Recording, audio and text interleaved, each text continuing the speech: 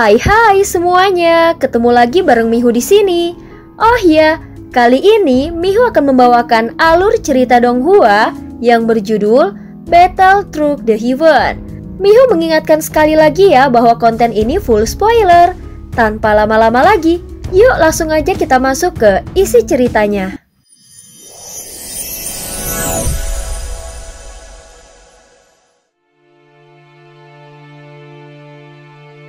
Melanjutkan dari kisah sebelumnya, garis keturunan klan Yuanzhen begitu kuat.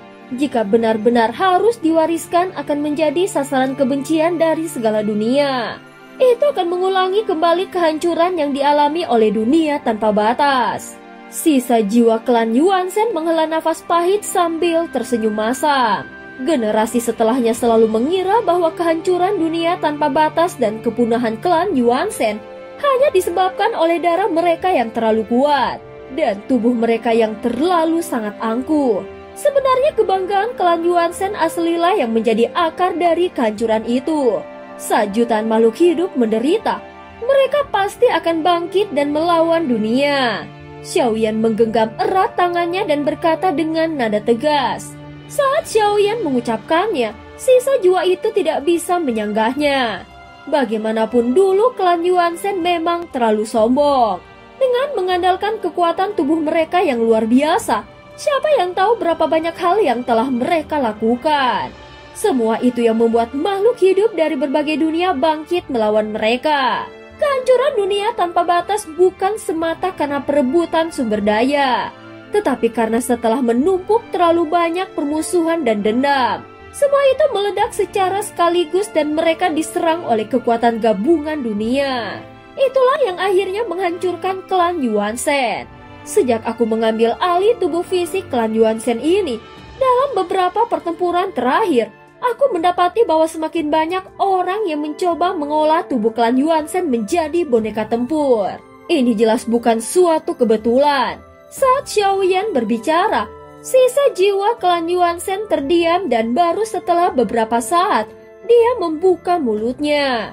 Itu memang kenyataannya. Dulu klan Yuanzhen memang terlalu sombong. Mereka masuk ke berbagai dunia untuk berlatih kultivasi. Kau pasti tahu klan kami mengandalkan penyerapan kekuatan dari inti dunia untuk memperkuat diri. Dalam aturan klan, bahkan pewaris tertinggi pun hanya boleh menyerap sepertiga dari kekuatan itu. Namun kenyataannya klan Yuanzhen yang paling sombong sudah tidak peduli dengan aturan itu. Apalagi setelah mereka pergi ke dunia lain. Kebencian tidak terbentuk dalam sehari dua hari. Tetapi setelah menumpuk sampai batasnya, akhirnya semuanya meledak. Orang-orang yang berperang melawan dunia tanpa batas tidaklah sedikit. Oleh karena itu, jika kita melihatnya sekarang, kehancuran klan Yuanzhen bukanlah kebetulan tetapi takdir. Sama seperti klan Qimi yang legendaris, pada akhirnya akan tenggelam oleh arus zaman. Aku bernama Zhou Guheng. Tubuh ini dulunya ada hubungannya denganku. Nama ini diberikan oleh Zhou Wang. Sekarang aku paham, ternyata nama itu menyimpan makna yang dalam. Xiaoyan menatap sosok yang bernama Zhou Guheng ini. Seorang klan Yuanzhen yang dulunya memiliki tubuh yang sangat kuat. Baru hari ini setelah semua keangkuhan dan ketidaktahuannya menghilang, dia baru menoleh ke belakang dan menyadarinya. Betapa banyak kesalahan yang telah dilakukan oleh klan Yuanzhen, yang akhirnya membawa mereka menuju kehancuran. Aku tahu kau punya hubungan darah dengan klan Yuanzhenku. Awalnya aku ingin memberimu sebuah berkah, tetapi kini aku tidak punya apa-apa lagi. Bahkan jiwaku sendiri pun hampir lenyap. Namun aku pernah datang ke dunia sensi ini sebelumnya. Aku meninggalkan sebuah tempat rahasia. Mungkin itu bisa membantumu menerobos ke ranah kuno. Zhou Guheng melanjutkan kata-katanya sementara mata Xiaoyan memancarkan kilatan terkejut dan kegembiraan.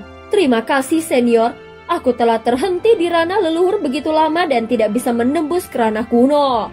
Setelah Zhou Guheng sempat berbicara lagi, Xiaoyan sudah membungkuk dan memberi salam penuh hormat.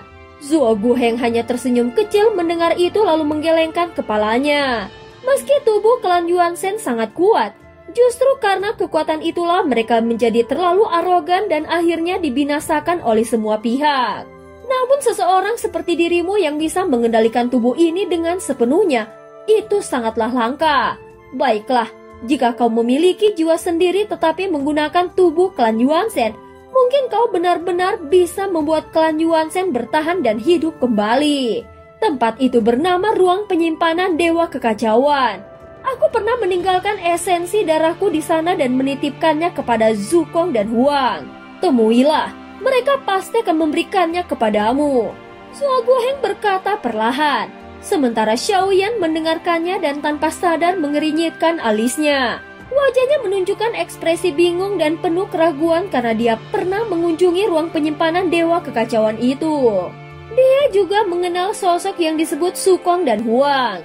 Bahkan keduanya pernah mengatakan kepadanya sebuah kalimat yang sampai sekarang masih terasa misterius sehingga membuatnya terus memikirkannya. Terima kasih senior, hanya saja aku bukan murni keturunan klan Yuan-sen. Apakah metode kultivasiku saat ini ada yang salah atau menyimpang? Xiaoyan membungkuk hormat dan menunjukkan kerendahan hati yang tulus. Meski kekuatan tubuh fisiknya saat ini sudah sangat luar biasa, namun dia merasa masih ada kekurangan. Aku sudah berada di jalan menuju kehancuran diriku. Setiap orang punya jalannya sendiri dalam berkultivasi. Meski aku tidak tahu siapa sebenarnya dirimu, tetapi kau tidak butuh petunjuk dariku. Suatu hari nanti, kekuatanmu pasti melampauiku. Zhuo Guoheng tersenyum pahit sambil menggelengkan kepalanya. Mendengar ini, Xiaoyan tidak lagi banyak bertanya. Sesaat kemudian, Zhuo Guoheng berbicara dengan sopan.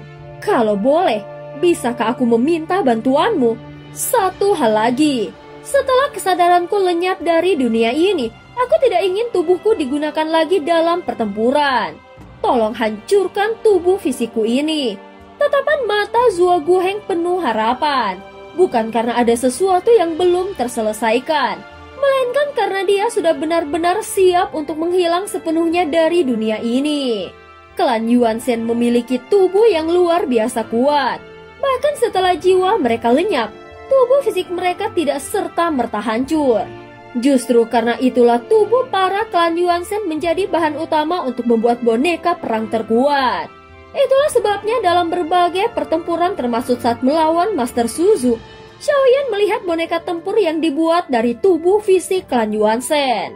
Di masa depan, kalau kau bertemu anggota klan Yuan-sen lainnya, dan jika memungkinkan tolong bantu mereka juga. Hancurkan tubuh mereka agar mereka bisa benar-benar beristirahat dalam damai, ucap Zhuo Guoheng.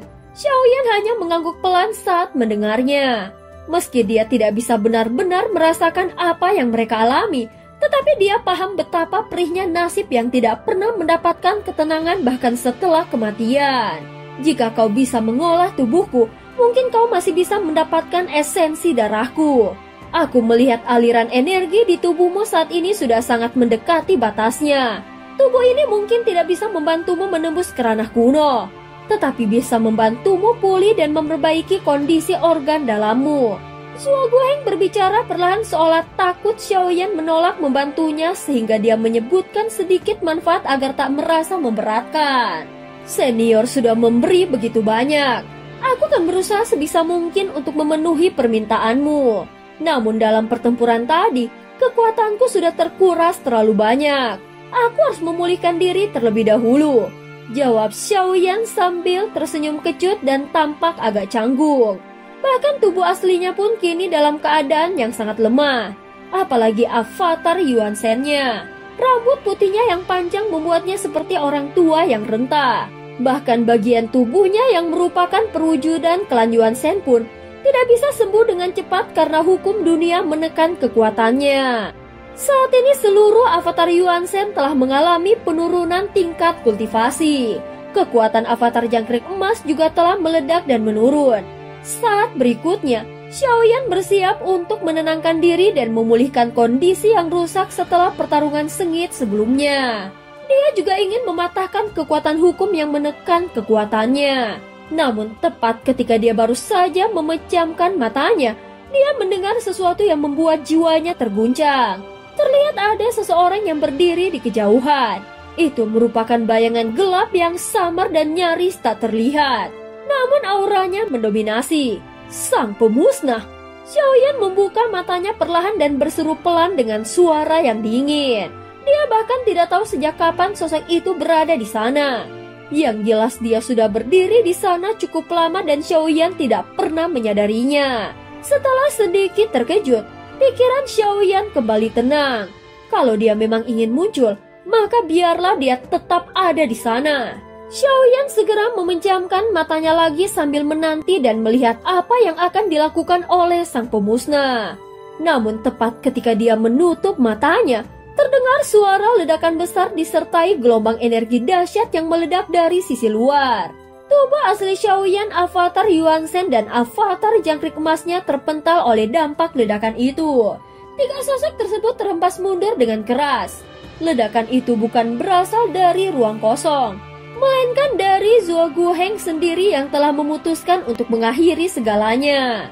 Meski kelihatannya seperti ledakan yang tiba-tiba, namun tidak diragukan lagi itu adalah ulas sang pemusnah. Kau sungguh berani memakan bidak caturku. Dan cerita pun berakhir. Terima kasih udah dengerin Mihu dari awal sampai akhir ya. Please jangan lupa untuk like, comment, and subscribe. Sampai jumpa.